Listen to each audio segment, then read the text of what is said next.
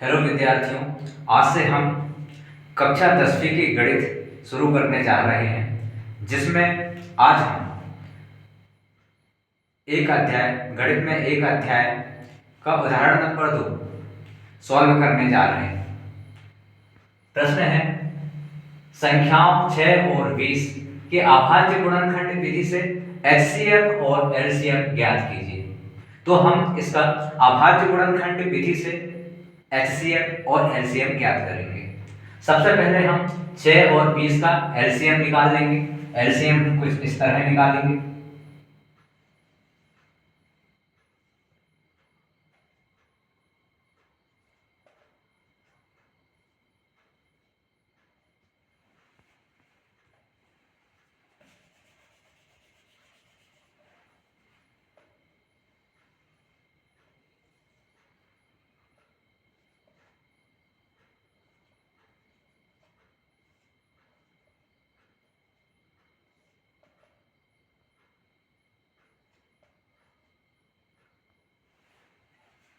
इस प्रकार हमने दोनों का एलसीएम निकाल लिए। अब इनके गुणनखंडों को हमें यहां पर लिख लेना है।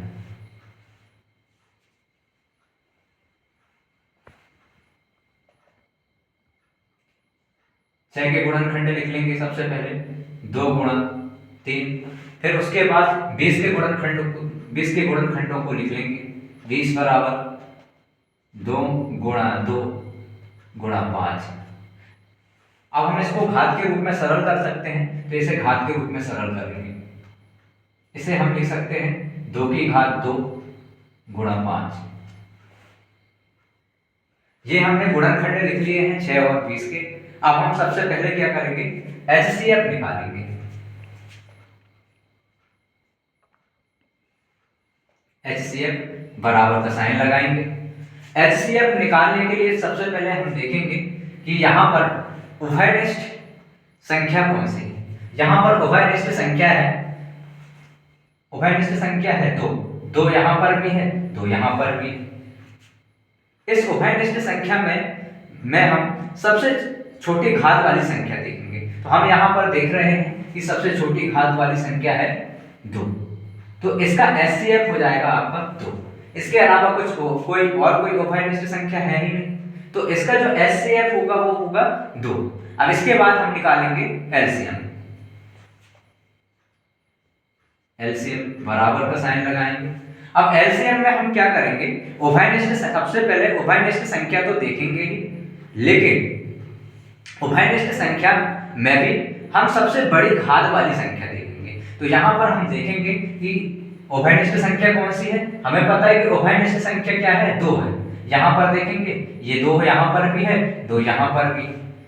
अब हम इस 2 में सबसे बड़ी घात वाली संख्या लेंगे। इसका मतलब इस वाले 2 को लेंगे, 2 की घात 2। तो यहां पर इसको ले लेंगे। उसके बाद हम देखेंगे कि बची हुई संख्या कौन सी है। उभयनिष्ठ संख्या के अलावा बची हुई संख्या कौन सी है। तो हम यहां पर देख पा रहे हैं कि एक संख्या हमारे पास है 3 और एक संख्या है हमारे पास 5। इनको हम इसके बगल में गुणक के रूप में लिख लेंगे, 3 गुणा 5। इसको आगे सॉल्व करेंगे। 2 की घात 2 को हम 2 गुणा 2 लिख सकते हैं। अब लिखेंगे 3 गुणा 5। इसको हम सॉल्व करेंगे,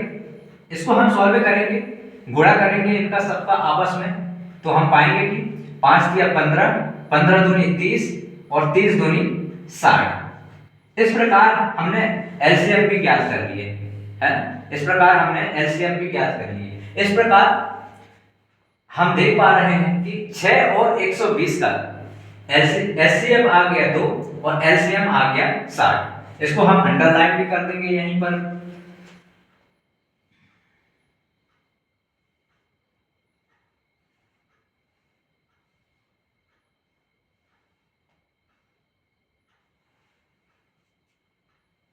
ये हमारे क्या है, उत्तर है।